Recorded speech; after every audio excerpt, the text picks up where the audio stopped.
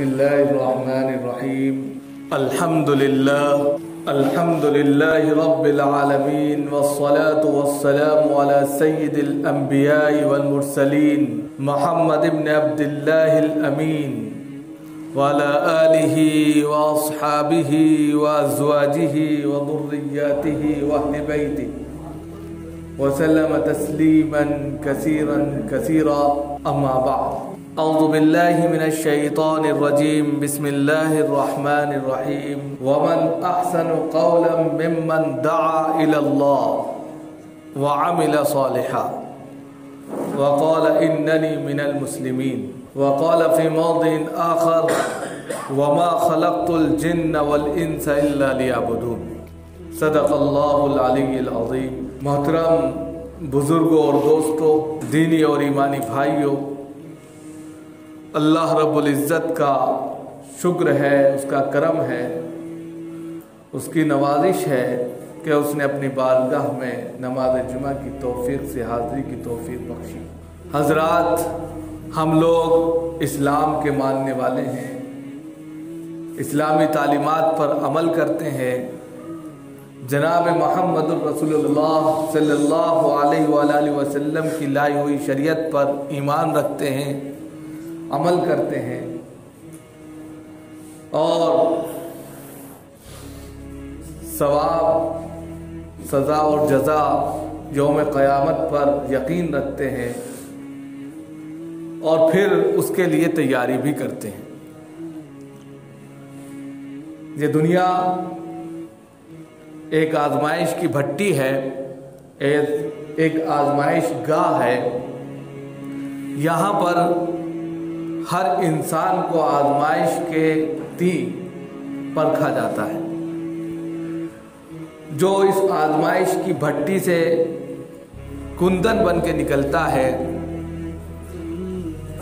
वही अपना एक अनमोल कीमत रखता है। वो अनमोल हो जाता है, उसकी कोई कीमत ही नहीं लगा सकता। लेकिन जो इस दुनिया के अंदर आजमाइश से नहीं गुजरता, तो फिर उसको उन तमाम चीज़ों का एहसास नहीं होता, उन तमाम चीज़ों का अंदाज़ा नहीं होता जो पहले के असहाब करके चले गए। जनाब मोहम्मद रसूलुल्लाह सल्लल्लाहु अलैहि वसल्लम की 23 साला ज़िंदगी नबूवत वाली ज़िंदगी है। इस ज़िंदगी में आपने हर एतबार से इंसानियत को कोई ना कोई सबक दिया है, ताकि इंसान उसके दायरे में रहकर अपनी ज़िंदगी को सुधार सके, अच्छा कर सके और दुनिया में भी वो अच्छी ज़िंदगी गुजार सके और आखिरत में जिस पर हमारा यकीन है उसमें भी उसको कामयाबी हासिल हो सके। बहुत सारे तरीक़े इख्तियार किए गए। उन तरीक़ों में एक तरीक़ा दावत का भी रहा। दावत व तबलीग का तरीक़ा जनाब मोहम्मद रसूलुल्लाह सल्लल्लाहु अलैहि वसल्लम ने अव्वल दिन से इख्तियार किया और लोगों को घर घर जाकर दीन की बातें बताते, दीन समझाते, दीन के ताल्लुक़ से उनको सरगर्म करते और हर एतबार से उनकी दुनिया भी अच्छी बनाना चाहते और आखिरत भी उनकी अच्छी बनाना चाहते। इसी पर आप सल्लल्लाहु अलैहि वसल्लम की कोशिश रही। मक्का के अंदर 13 साल तक लोगों ने आपको परेशान किया, सताया, तकलीफें दी। आपने हर एक को बर्दाश्त किया, खुशी खुशी बर्दाश्त किया, यहाँ तक कि आपको जिला वतन कर दिया, मुल्क बदल कर दिया, मक्का से निकाल भी दिया, तो भी आप वहां से निकल आए, अगरचे आप वहां से आना नहीं चाहते थे। लेकिन इस दीन के खातिर आपने अपने मुल्क को, जो तमाम जमीन में, दुनिया की इस तमाम पृथ्वी पर सबसे महबूब जगह थी, उसको भी आपने खैर बात कह दी, ताकि अल्लाह का कलमा, अल्लाह का दीन, उसकी शरीयत पूरे तौर पर नाफिज हो सके। जाहिर सी बात है, अब नबियों का सिलसिला मुनक़ते हो गया। आप खातमुन नबिय्यीन हैं, जनाब मोहम्मद रसूलुल्लाह सल्लल्लाहु अलैहि वसल्लम सरवरे कौनैन हैं, मोहम्मद अरबी अहमद मुस्तफ़ा मोहम्मद मुस्तफ़ा सल्लल्लाहु अलैहि वसल्लम है। लिहाजा आप सल्लल्लाहु अलैहि वसल्लम पर आकर नबूवत का सिलसिला मुनक़ते हो गया। अब कोई नबी नहीं आएगा,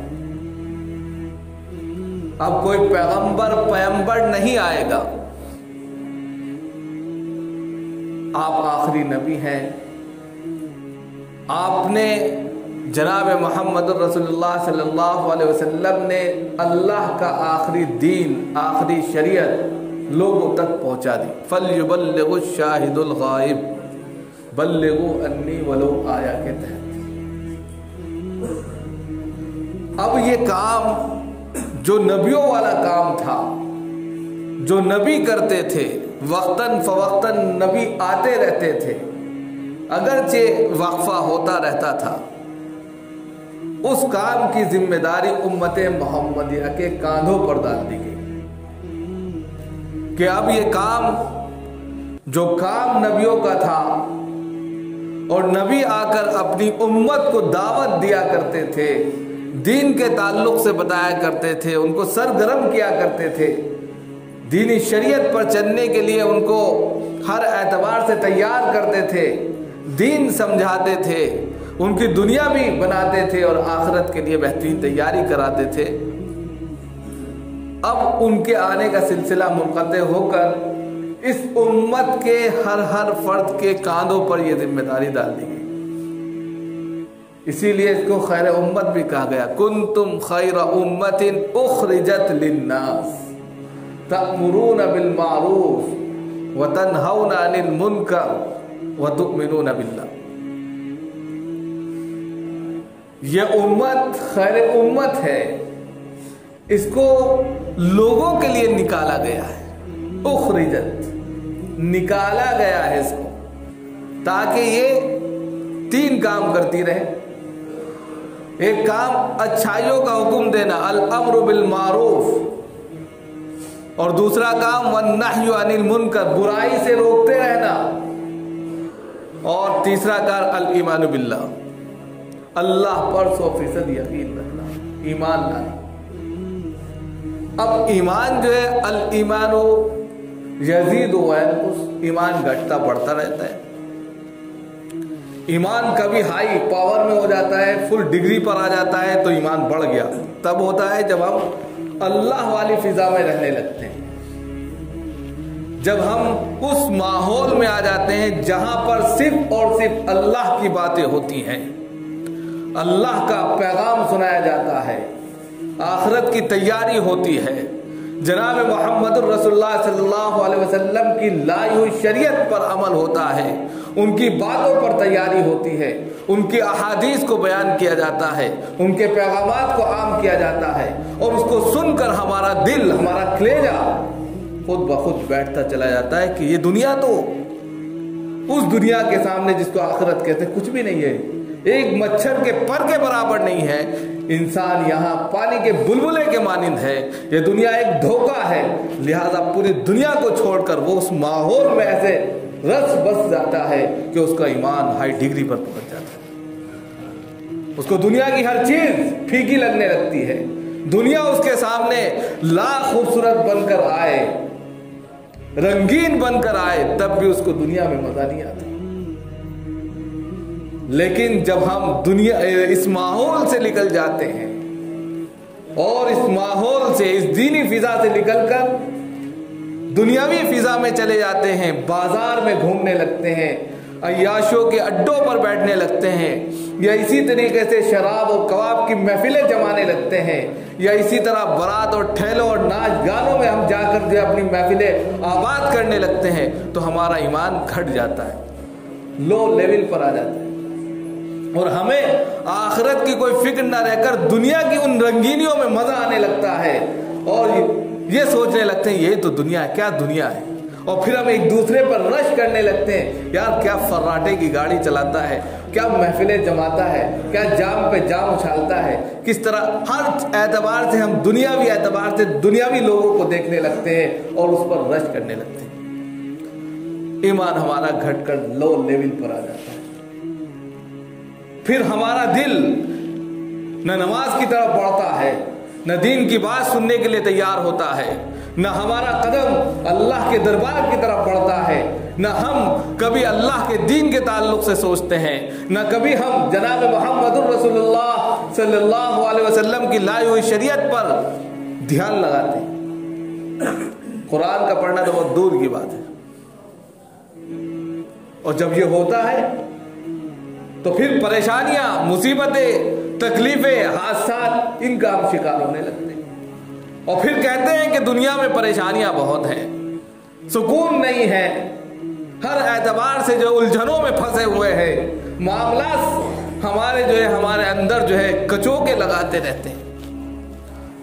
ज़हरल फसाद फिल बर्रि वल बहर बिमा कसबत ऐदिन नास, कुरान ने इसका भी इलाज कर दिया कि जमीन में जितना करप्शन हो रहा है या आपकी जात के अंदर जितना भ्रष्टाचार है, फसाद मचा हुआ है, ये आपके करतूत की वजह से। आपने अमल ऐसा किया जिसके नतीजे में आपको भुगतना पड़ा।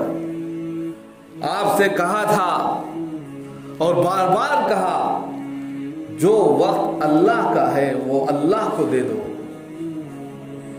अस्सलातु अला वक्तिहा अय्युल आमाली अहब्बु इलल्लाह, हदीस में आता है सबसे बेहतरीन अमल क्या हो सकता है इंसान का, सबसे बेहतरीन अमल क्या है? अस्सलातु अला वक्तिहा, नमाज को उसके वक्त में अदा कर देना सबसे बेहतरीन अमल है। और हम नमाज से गाफिल हो जाते हैं। अब इस नमाज की फिक्र और ईमान की फिक्र के लिए,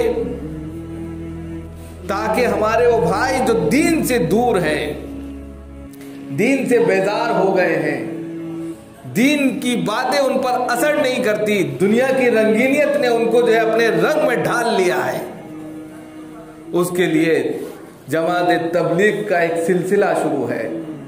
वो घर घर जाकर इनफिरादी तौर पर, इज्तिमाई तौर पर लोगों से मिलती है और उनको ये दावत देती है, ये मेरे भाइयों, ये दुनिया एक धोखा है, असल जिंदगी तो आखिरत की जिंदगी है। इसी को जनाब मोहम्मद रसूलुल्लाह सल्लल्लाहु अलैहि वसल्लम ने मस्जिद नबवी की तामीर करते हुए फरमाया था, अल्लाहुम्मा ला आइशा इल्ला आइशल आखिरा फरहमिल अंसार वल मुहाजिरा। अल्लाह, जिंदगी तो बस आखिरत की जिंदगी है, अंसार और मुहाजिरीन पर रहम फरमा। आज यही चीज है कि जिंदगी तो असल आखिरत की जिंदगी है, हम इस जिंदगी को जिंदगी समझ बैठे, जो एक धोखा है, एक सांस आने और जाने की बस देर है। सांस आ जा रही है तो इंसान है, सांस आ नहीं जा रही है तो फिर मुर्दा है। अब आप खुद बताइए कि इंसान को खुद ये नहीं पता कि उसका अगला लम्हा, अगली सेकंड उसको जिंदगी मिलेगी कि नहीं मिलेगी। जब उसकी एक्सपायर डेट ऐसी है कि उसको खुद नहीं मालूम, हर उस पर जो है एक्सपायर डेट लिखी रहती है, 1 साल 2 साल। इंसान तो ये भी नहीं लिख सकता, वो ये भी नहीं लिख सकता कि मैं 1 साल जिंदा रहूंगा, 2 दिन जिंदा रहूंगा, अगले 10 पल जिंदा, कुछ नहीं। पानी का बुलबुला है, बुलबुला है तो जिंदगी है, बुलबुला कब फूट जाए तो जिंदगी खत्म। अब इस जिंदगी में हमने अगर पुण्य के काम किए, नेक काम किए, नेकी के काम किए, अल्लाह वाले काम किए, तो ये जिंदगी भी हमारी अच्छी गुजर जाएगी। और इसके बाद की जो असल जिंदगी है एक मुसलमान के लिए, जिसको जन्नत और आखिरत कहते हैं, जिसको दोज़ख और बरज़ख के नाम से जाना जाता है, उस जिंदगी को अगर अच्छा बनाना है तो हमें यहाँ पर आजमाइश की भट्टी से गुजरना होगा और इस्लामी तालीमात पर अमल पैदा होना, तब जाकर हमें जो है वहां पर सुकून मैसर होगा। और इसी दावत को लेकर जनाब मोहम्मद रसूलुल्लाह सल्लल्लाहु अलैहि वसल्लम बथा की वादियों से ऐलान किया करते थे, कुलू ला इलाहा इल्लल्लाह तुफ्लिहू, ए लोगो ला इलाहा इल्लल्लाह कह दो, कामयाब हो जाओ। जो आपके दायरे में, इस्लाम के दायरे में आता गया, दुनिया में उसने देखा कि वो कामयाब था, वो धरती पर चलते थे और उनके पैरों के टापों की आवाज़ जन्नत में सुनाई देती थी। ये बशारतें उनको दुनिया में दी गई। हम भी ऐसे कर सकते हैं, हम भी ऐसे बन सकते हैं, बशर्ते कि वअंतुमुल आलौना इन कुंतुम मोमिनीन, तुम्हारे अंदर सिफत मोमिन तमाम की तमाम चीजें मौजूद हो, यानी कि तुम अव्वल दर्जे के मोमिन बन जाओ तो समझो हर चीज तुम्हें हासिल। अब इसी की कह सकते हैं कि मेहनत के लिए कि हमारे वो भाई जो दूर हैं और हमारे वो भाई जो दीन से वाबस्ता है, इसी की मेहनत को और उजागर करने के लिए हमारे यानी कि कह सकते हैं इस महल्ले में और इस शाही मस्जिद के अंदर गुजरात से जमात आई और वो पैगाम देना चाहती है। उनका पैगाम भी यही है जो जनाब मोहम्मद रसूलुल्लाह सल्लल्लाहु अलैहि वसल्लम का पैगाम था जब वो मक्का छोड़कर मदीना पहुंचे। उन्होंने वहां से हिजरत की दीन के खातिर। अगर हम दीन के ताल्लुक से कुछ देर अपने आप को बनाने के लिए, अपने ईमान को ताज़ा करने के लिए और दीन को मजबूत करने के लिए और दूसरों की फिक्र के साथ साथ अपनी आप को तैयार करने के लिए अपने घर से दूसरे इलाके में जाते हैं तो ये बेहतरीन अमल है। इसी को कुरान ने कहा, वमन अहसनु क़ौलन मिम्मन दआ इलल्लाह व अमिला सालिहा व क़ाला इन्ननी मिनल मुस्लिमीन, कि बातों में सबसे बेहतरीन बात अगर कोई हो सकती है तो वो अल्लाह की तरफ बुलाना है। हम लाख इधर उधर की बातें हाँकते हैं, फेंकते हैं, उड़ाते हैं, लेकिन उन तमाम बातों में वमन अहसनु क़ौलन मिम्मन दआ इलल्लाह, अल्लाह की तरफ जो बात करने के लिए, अल्लाह की तरफ बुलाने के लिए जो बात होती है, जो दावत दी जाती है, वो तमाम बातों में सबसे अफजल और सबसे बेहतरीन और सबसे तहसीन बात है। अब हमें अपने अपने तौर पर हर शख्स की जिम्मेदारी है, किसी एक की जिम्मेदारी नहीं।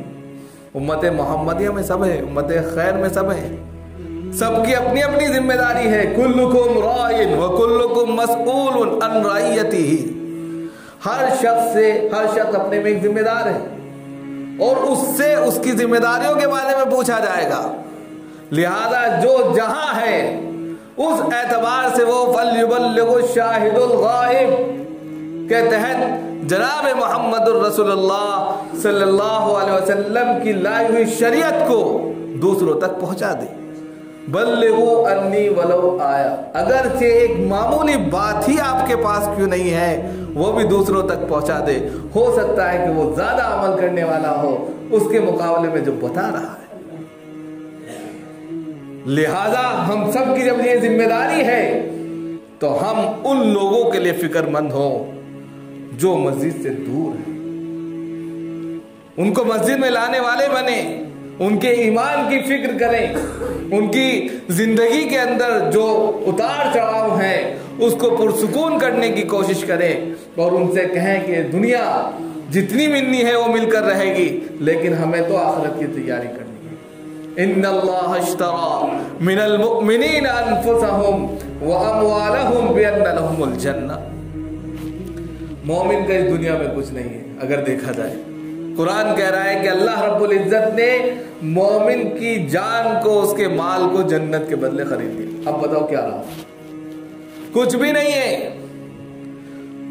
लिहाजा जब मोमिन का इस दुनिया में कुछ नहीं है तो अगर उसकी पूरी जिंदगी सजदे में गिर जाए तो फिर भी अल्लाह का बहुत बड़ा करम है। लिहाजा आज से हम तय करें कि हम अपने अपने महल्ले में, अपने अपने जगहों पर, घरों में जाकर ये दावत देंगे कि हर शख्स सबसे पहले नमाज का पाबंद हो, दूसरे कुछ देर हम कुरान की तिलावत करें, कुछ देर हम अहादीस का दर्स हासिल करें, कुछ देर हम जो है दीन की बातें सुने, ताकि हमारा ईमान ताज़ा रहे और दुनिया के झमेलों में न पड़कर आखिरत की फिक्र करें। और ये अगर इस तरीके से अमल रहा तो इंशाअल्लाह सुम्मा इंशाअल्लाह दुनिया में भी बहार है और आखिरत में भी इंशाअल्लाह एक एजाज़ है। अल्लाह ताला